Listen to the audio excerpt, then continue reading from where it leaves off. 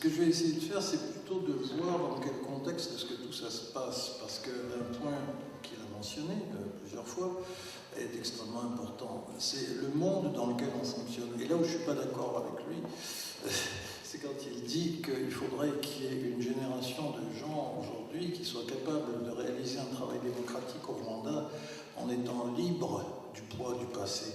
Malheureusement, je suis historien, et en tant qu'historien, nous sommes des gens ennuyeux et embêtants et dérangeants. Nous ne croyons pas à la possibilité d'être libre du passé. On peut arriver à négocier de nouveaux rapports avec les fantômes du passé, pas à les faire disparaître. Sinon, il n'y aurait pas de Chine, sinon, il n'y aurait pas l'entêtement allemand aujourd'hui vis-à-vis de la crise économique qui s'enracine dans les souvenirs de l'inflation des années 20. Malheureusement, comme le disait Karl Marx, souvent en histoire, le mort saisit le vif, le vivant. Et il n'y aura pas une libération totale du passé. Par contre, les circonstances contemporaines, disons de ces 8-10 dernières années, créent un environnement international qui est différent tout à fait de celui qu'on avait dans les années 90. Et j'aimerais rappeler une chose, c'est que l'explosion du Rwanda avec l'attaque FPR du 1er octobre 1990 est largement due à des circonstances extérieures. Parce que tout ça remonte à la conférence de La Baule, où le président Mitterrand avait dit assez crûment que l'aide internationale française serait conditionnée par le respect d'un certain nombre de pratiques démocratiques, et que d'une certaine manière, Habyarimana l'a pris au mot, a dit bon, si c'est comme ça, on va essayer d'opérer l'aggiornamento qui nous est demandé. Donc au départ, bon, il y avait évidemment un certain nombre de pressions. Quand on analyse le Rwanda de la fin des années 80, il y avait un certain nombre de pressions qui faisaient que ce changement de cap de Habyarimana n'était pas tellement... Bon, il était pensable. Et donc maintenant, dans quelles circonstances nous trouvons-nous au niveau international? D'ailleurs, je suis en train d'improviser parce que j'avais pris une autre approche et d'essayer d'analyser pays par pays, mais je me rends compte que ça n'irait pas du tout. Quelle est la situation régionale? On est dans un autre cas de figure. Et alors, le cas de figure qui est assez intéressant, c'est essentiellement celui que j'appellerais de la duplicité démocratique américaine.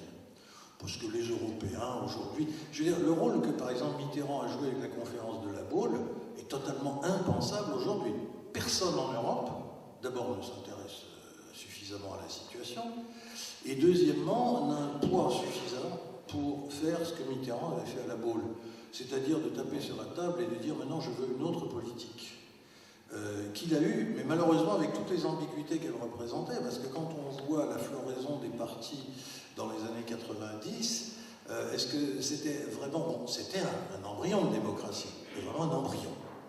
Et la manière dont ça s'est déroulé, on ne peut pas dire, correspondait à un développement parfaitement équilibré. C'est moins qu'on puisse dire. Aujourd'hui, seuls les Américains peuvent opérer cela. Et malheureusement, leur approche de la situation est empreinte d'une duplicité dont ils ne sont pas d'ailleurs eux-mêmes tout le temps conscients. Parce que je ne suis pas, comme on l'a dit, un chercheur, maintenant je suis un petit retraité. Et donc, comme je suis un petit retraité, que les retraites c'est pas terrible, je suis obligé de continuer à travailler, je travaille comme consultant. Et une de mes consultants, c'est pour le département d'État américain. Donc je les fréquente beaucoup. Et je dois dire qu'il y a une espèce de schizophrénie dans les rapports entre la démocratie américaine, qui elle-même d'ailleurs se porte pas très bien en ce moment. Le deuxième mandat d'Obama ne va pas être triomphal et ce qui va se passer après risque de ne pas être très enthousiasmant. Mais il y a une espèce de schizophrénie profonde dont l'Irak a été la grande mesure. Les Américains parlent de démocratie, mais ils ne savent absolument pas comment fonctionner selon des processus démocratiques dans des sociétés qui ne présentent pas ce que j'appellerais la proto-démocratie. c'est-à-dire bon, ce qui s'est développé péniblement en Europe à la fin du XIXe siècle, et où un certain nombre de choses dans le genre, dans les transformations économiques, dans la transformation des rapports de classe, et oui, j'emploie encore ce vieux vocabulaire marxiste qui me semble toujours utile quand on vient à des sociétés pré-capitalistes, et évidemment, l'ensemble de l'Afrique est composé de sociétés pré-capitalistes. Donc, la naissance de la démocratie implique un certain nombre de préconditions, lesquelles n'étaient absolument pas présentes en 1990 au Rwanda, et ne sont toujours pas présentes. Or, les Américains veulent manipuler des situations politiques, d'ailleurs avec les meilleures intentions du monde, hein. Eux, ils y croient. Mais quand on voit la tentative d'injecter de la démocratie dans le monde arabe, quand on voit la réalité de la transformation, parce que je travaille une bonne partie aussi sur disons, l'articulation entre le monde arabe et le monde africain, quand on voit la réalité de ce qui s'est passé en Irak, les conséquences, ce qui ne se passe pas en Syrie à l'heure actuelle, ce qui s'est passé en Égypte, en Tunisie et en Libye, la politique américaine est totalement, je dirais, c'est celle d'un somnambule qui avance en étant persuadé qu'il sait où il va. Et dans le cas du Rwanda, c'est particulièrement intéressant parce que bon, le Rwanda n'intéresse absolument pas les États-Unis à l'heure actuelle, sinon en fonction d'un petit noyau de gens qui sont le lobby de Kagame à Washington, qui est d'ailleurs assez restreint.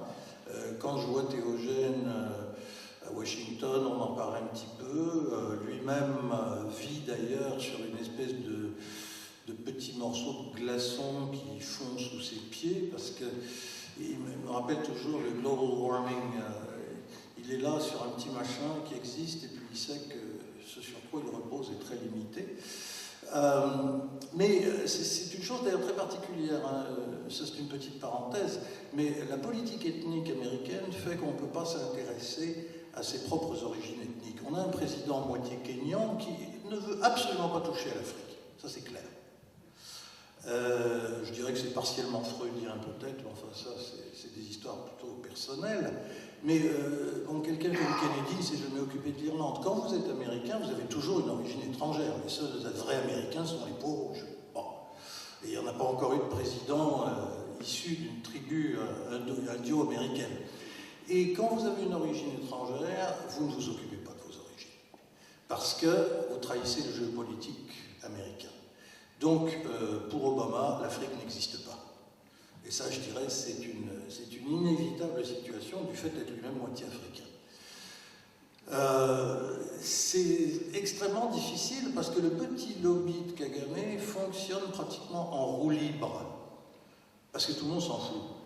Si c'était vraiment quelque chose d'intéressant, s'il représentait une dimension pétrolière, une dimension religieuse, une dimension géopolitique globale qui se rattacherait à quelque chose, bon, il y aurait des liens avec l'ensemble de la communauté politique américaine. Là, il n'y en a pas. C'est-à-dire que le petit lobby avec lequel il fonctionne depuis 15 ans, en gros, bon, genre Susan Rice, etc., ça continue à fonctionner à peu près en roue libre. Et en roue libre, parce que personne ne s'en soucie.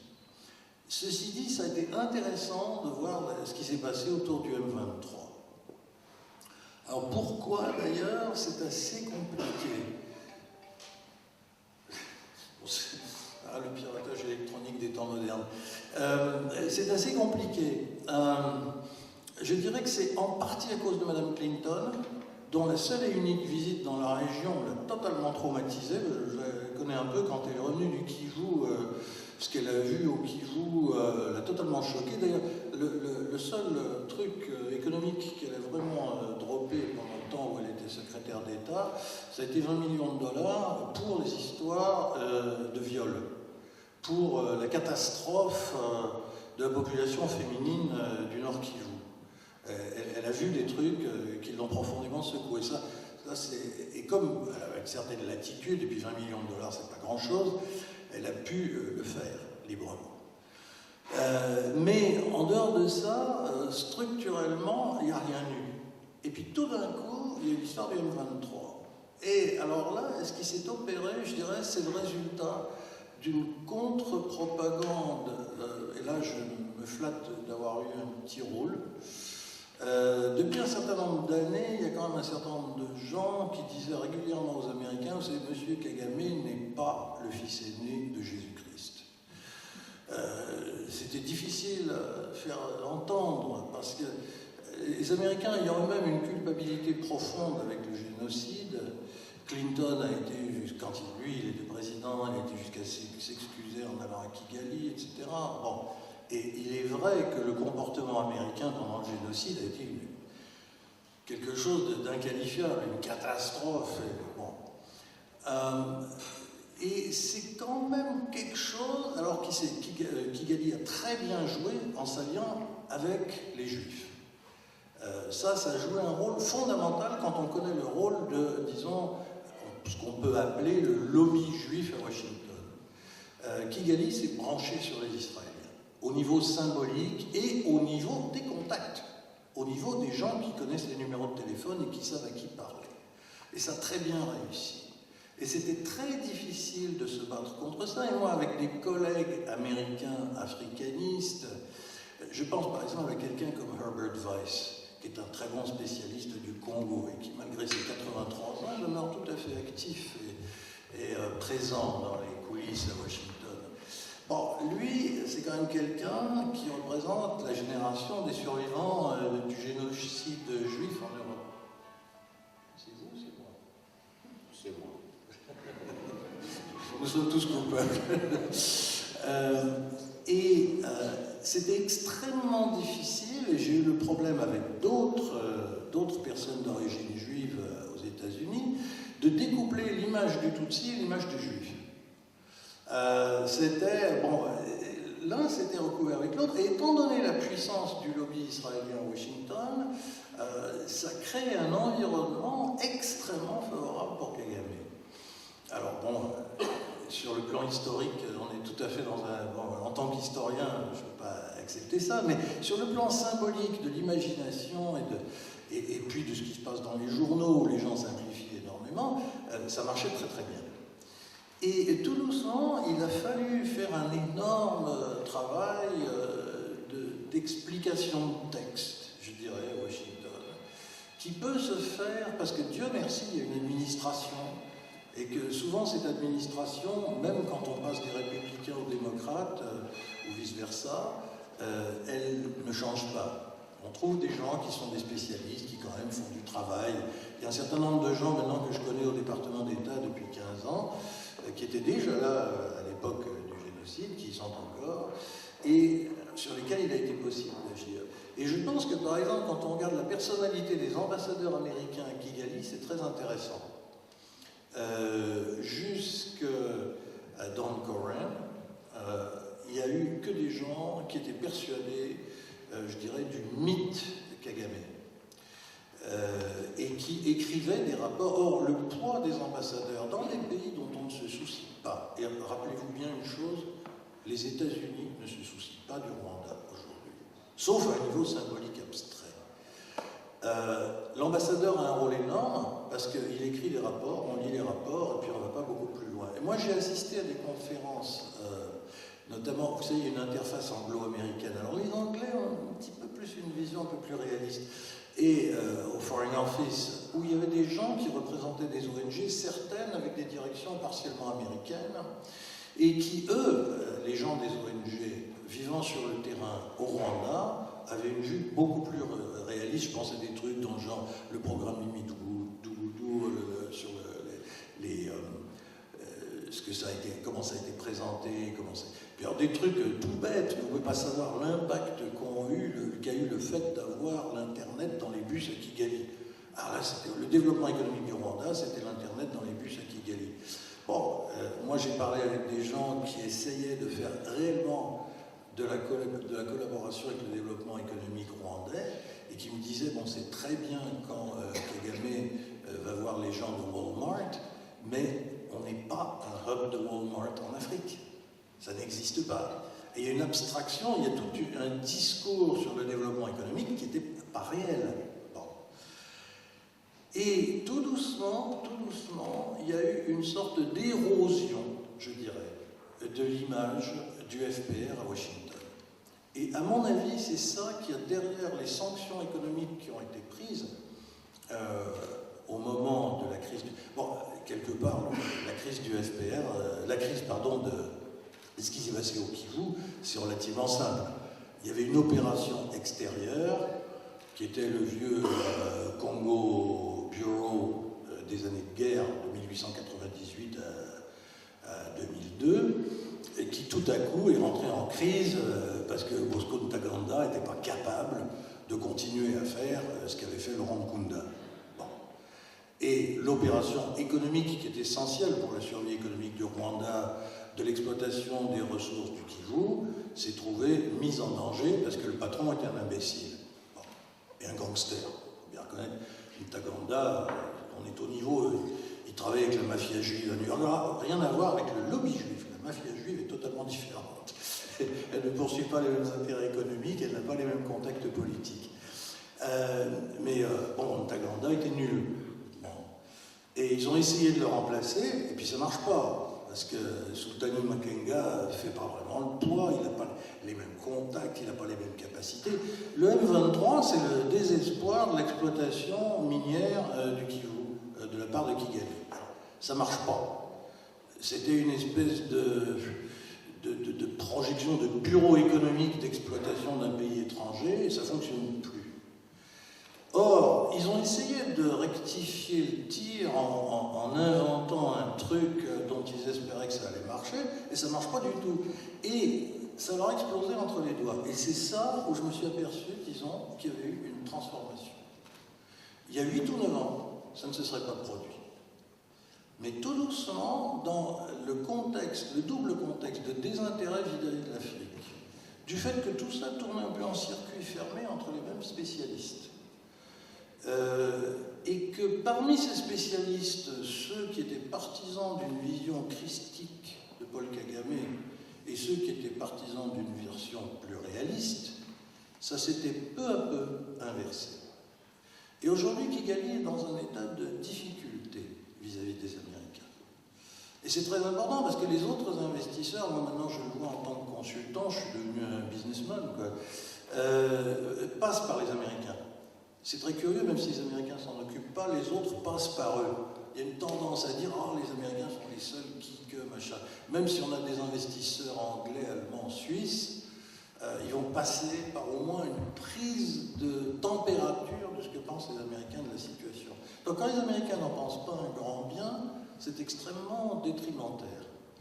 Et les sanctions ont mordu sur Kigali. Donc la situation globale n'est plus du tout celle de 1990. Alors est-ce que ça veut dire qu'il suffit d'un froncement de sourcils au State Department? Non, non, pas du tout. Il n'y aura pas l'équivalent de la conférence de La Baule avec un impact pareil. Mais à l'heure actuelle, je pense que quelque part, le président Kagame est en état de dérapage mal contrôlé. Ça a été visible quand il y a eu l'histoire du Rwanda National Congress avec la dissidence, la tentative d'assassinat de Kayumba, etc. Ce qui est curieux, c'est que ça n'a pas du tout été pris en compte par les Américains, la dissidence Tutsi. Alors, la dissidence Tutsi, elle reste, à mon avis, c'est un peu une révolution de palais qui a échoué. Si Théogène était là, on ne serait probablement pas d'accord, et il me dirait que j'ai tort, que je ne suis pas gentil, mais je le vois un petit peu comme ça. Et ça reste évidemment avec le clivage Tutsi. Parce que c'est étonnant aux États-Unis, quand Théogène fait des tournées à l'intérieur des États-Unis et qu'il voit les exilés rwandais, ses salles d'audience sont à 80% autour, et les 3 ou 4 malheureux Tutsis qu'il a avec lui se sentent comme des poissons sur un tas de ferraille. Très mal à l'aise. Et ça, on reste avec ce clivage-là. C'est pour ça que je ne suis pas d'accord avec André. Les fantômes du passé, malheureusement, sont toujours hyper présents.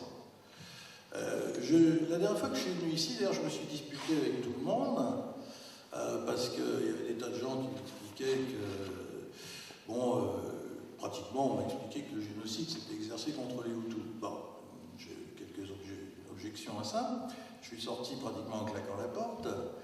Je pense qu'aujourd'hui le climat est probablement plus équilibré, plus modéré, plus raisonnable. Je suis heureux d'ailleurs. Et j'ai été frappé parce que j'étais venu avec ma femme et mes enfants. Et qui eux ne connaissent rien à tout ça, puisqu'ils appartiennent à la Corne de l'Afrique. Donc ce monde des Grands Lacs leur est radicalement étranger. Et en rentrant dans le bus, en retournant à la gare du Midi pour reprendre le train pour aller à Paris, on en parlait entre nous avec ma femme qui m'a dit « mais c'est pire que chez moi ». Bon, elle est soudanaise, la politique soudanaise n'est pas empreinte d'amour, de tendresse et de chaude fraternité. Bon, elle me dit « oh ben, je croyais que c'était pas drôle chez nous, mais chez eux, ça n'a pas l'air d'être beaucoup mieux ». Je dis « bah oui, c'est comme ça, voilà, je vis avec ça ». Et justement, moi j'adorais Seth parce que c'était quelqu'un qui transcendait ça, vraiment. Lui, il le transcendait vraiment. J'ai pas connu ni beaucoup de Tutsis, ni beaucoup de Hutus qui étaient capables de transcender le clivage, à l'intérieur d'eux-mêmes, de ne pas le sentir comme ça. Et quand il avait créé les FDR, et d'ailleurs, évidemment, André, il n'y a aucun doute, c'était une option militaire. Et bien sûr, bon. Et ça a failli coûter cher à d'autres gens aussi. Bon. Il avait imposé pour le programme du FDR la reconnaissance du génocide. Et il y a un certain nombre de gens qui n'étaient pas du tout d'accord en disant c'est aid and intelligence to the enemy. Mais lui, il le sentait. Bon.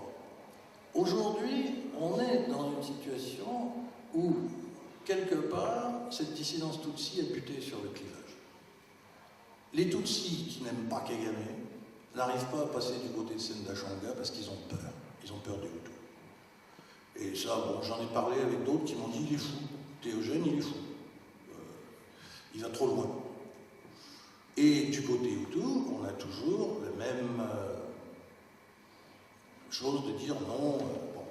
Et justement, pourquoi je parlais de cette expérience personnelle, lorsque je retournais dans l'autobus pour reprendre le train à la gare du Midi, il y avait une jeune femme africaine assise en face de moi, elle écoute ce que je dis avec ma femme. Elle se penche vers moi, elle me dit « les victimes du génocide, ce sont les Hutus ». Bon, et voilà. On reste enfermé dans ce carcan. C'était une femme qui devait avoir 25 ans, 28 ans. Elle a probablement grandi en Belgique, mais elle a grandi dans un certain milieu, c'est ce qu'on lui a expliqué. Donc, les circonstances internationales prédisposent, mais c'est aux Rwandais de faire le travail. Et d'abord dans leur tête, chez eux, entre eux, à l'intérieur d'eux. Et les Américains continueront à patauger lamentablement et à inciter à une démocratie qu'ils sont incapables de faire pratiquer sans avoir les présupposés de la démocratie dans les pays où ils cherchent à intervenir. Donc voilà, ce sont des réflexions quelque peu disjointes, mais qui ne sont pas sans pertinence sur le